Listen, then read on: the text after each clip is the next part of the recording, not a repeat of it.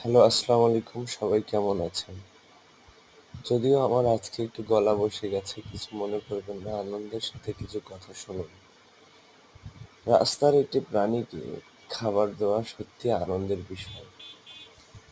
একটি প্রাণী যা মালিকবিহীন পথ চলে, তখন তার খাবারের কথা তাকে নিজেকেই চিন্তা করতে হয়।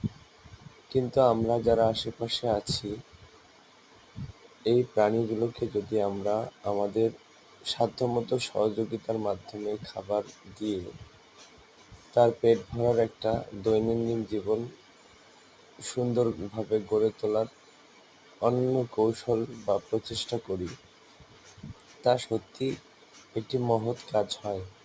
আমি এই প্রাণীটিকে খাবার দিয়েছি এবং খাবার খাওয়ানোর পরে আমি যখন তাকে ছেড়ে যাচ্ছিলাম, ঠিক সে তখন আমার দিকে তাকিয়ে রয়েছে। আপনারা জানেন, সবচাইতে সুন্দর এবং বিশ্বস্ত প্রাণীর মধ্যে হচ্ছে কুকুর। এই কুকুরটি বিশ্বস্ত প্রাণী। সকলকে ধন্যবাদ।